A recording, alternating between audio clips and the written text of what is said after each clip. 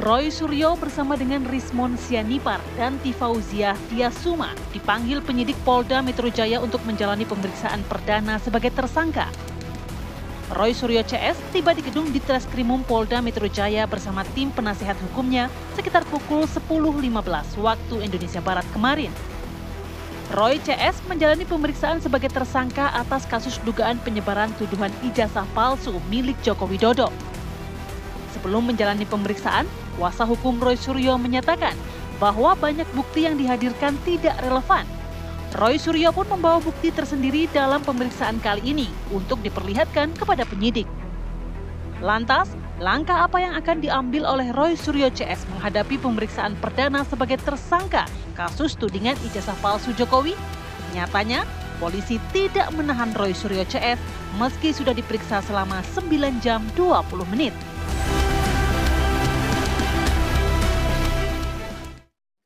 Keterangannya setelah ini kepada ketiga tersangka kami perbolehkan untuk kembali ke rumahnya masing-masing.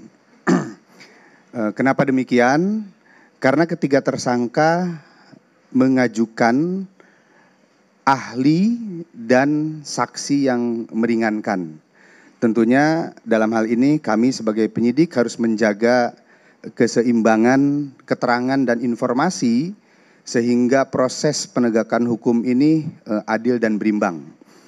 Kami akan melakukan konfirmasi dan pemeriksaan terhadap saksi yang diajukan, saksi yang meringankan, begitupun juga terhadap ahli yang meringankan atas permintaan atau permohonan para tersangka.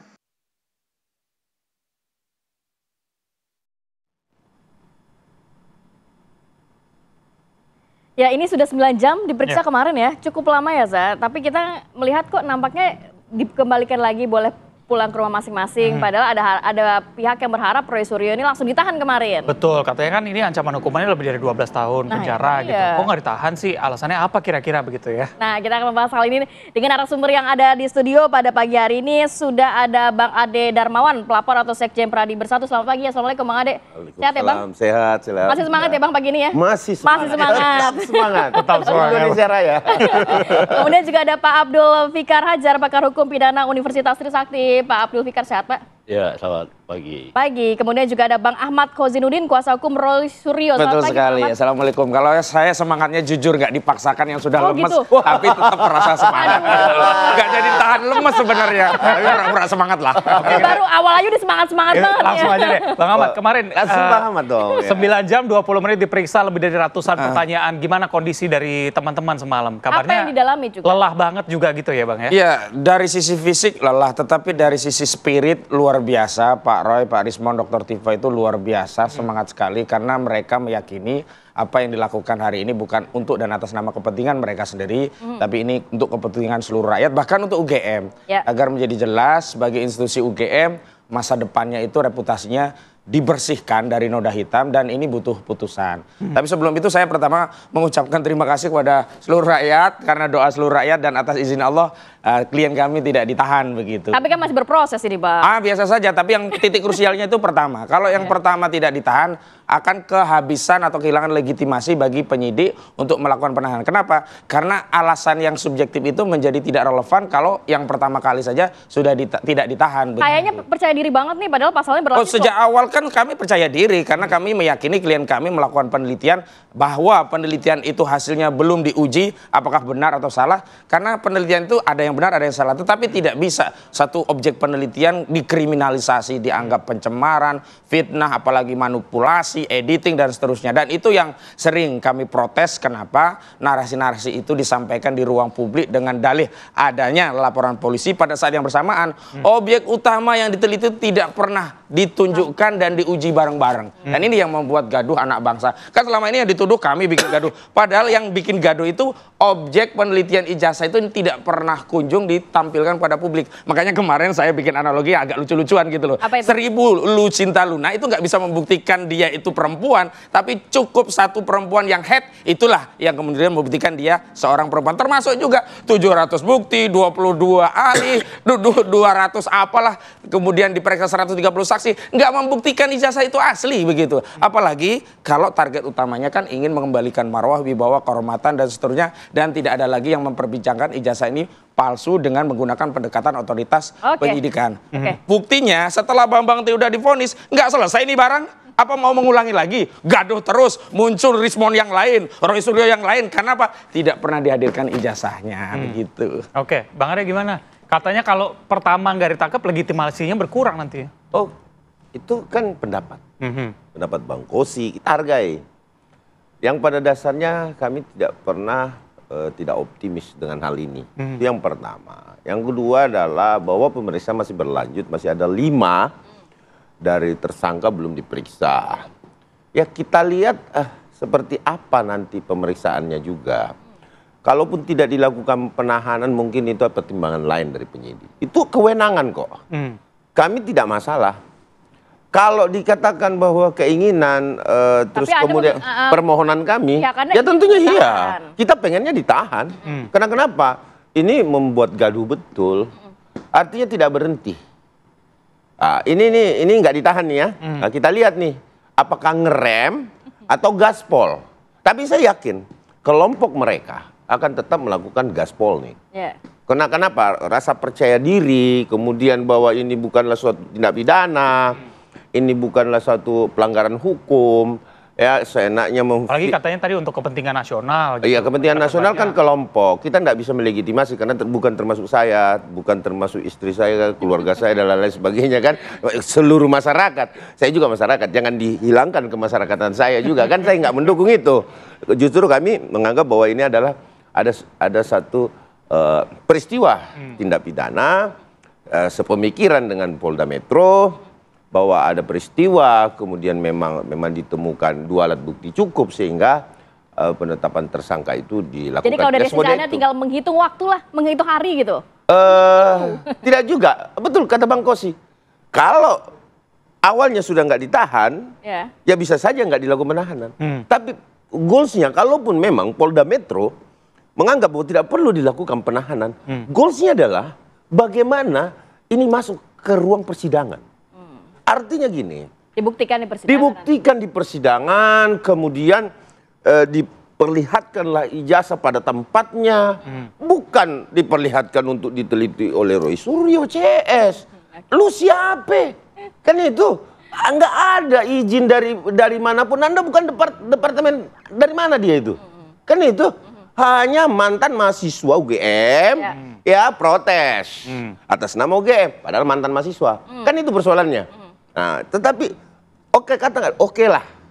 Hari ini kita tidak pernah menutup diri, tetap mendukung Polda Metro Jaya. Apapun kewenangan yang dilakukannya, tetap mendukung teman-teman pengacara lawan sekali di kalimatnya. Sebentar, saya sebelum ke lawan Bang Kosi dan lain-lain sebagainya, tetap kami mendukung apapun upaya hukum itu. Kami tetap gentleman menerima.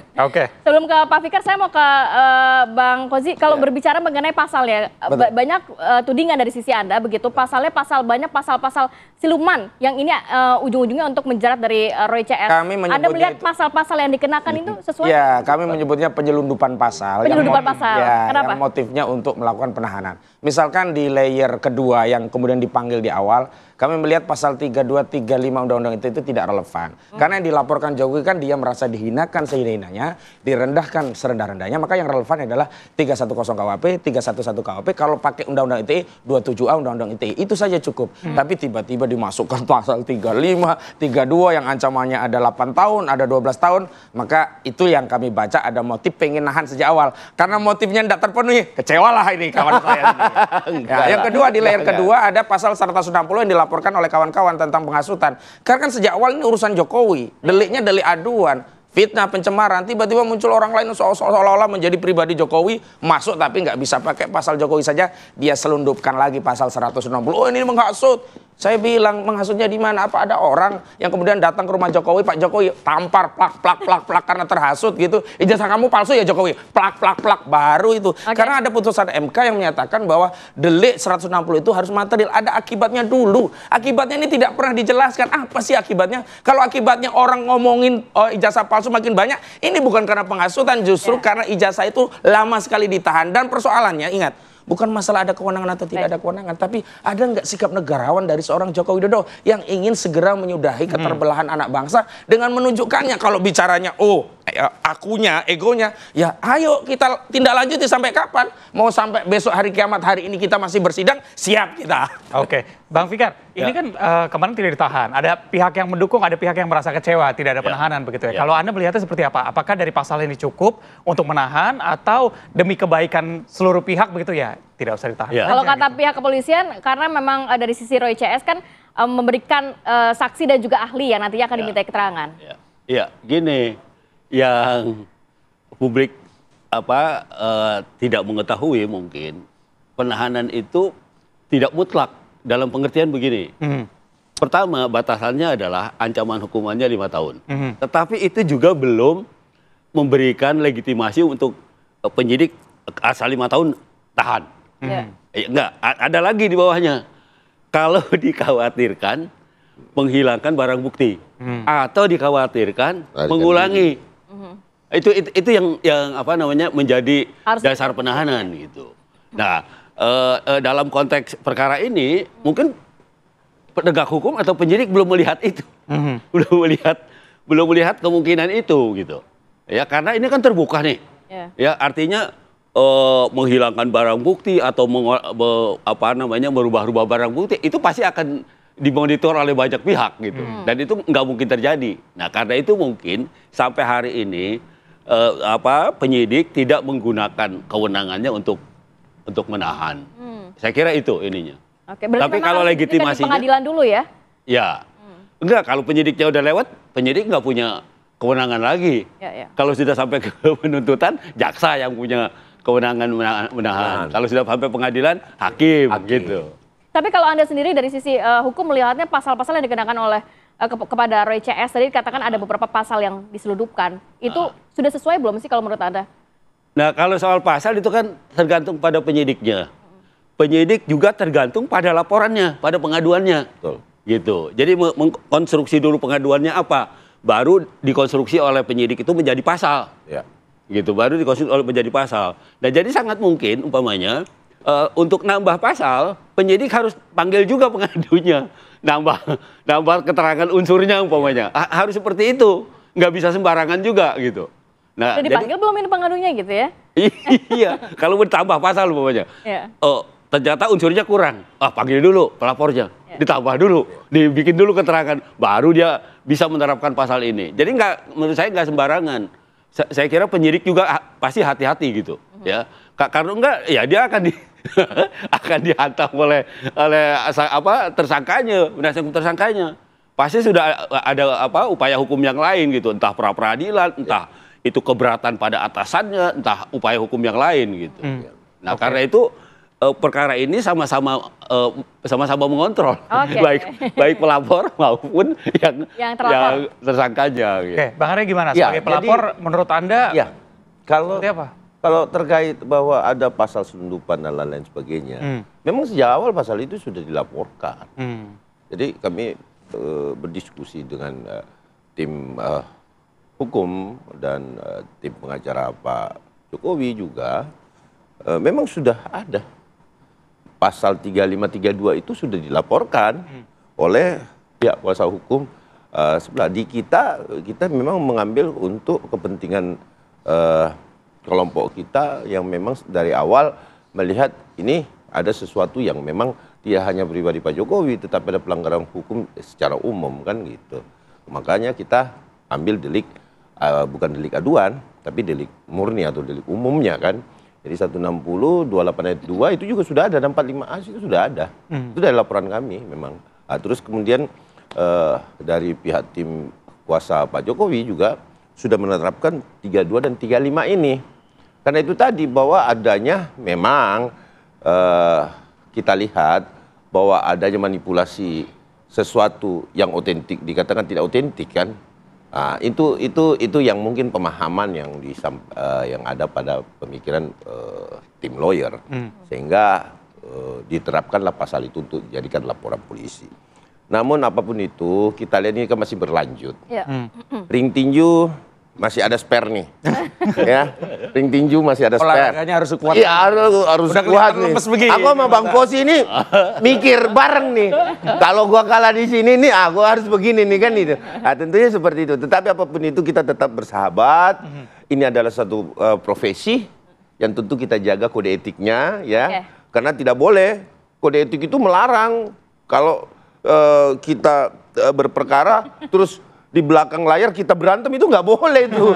Itu maksudnya kode etik itu. Jadi seperti itu. Artinya apapun itu kita tetap mendukung. Berantem atau berkolusi nggak boleh juga. Oh nggak boleh, itu kode etik juga Bang. Itu kode etik juga.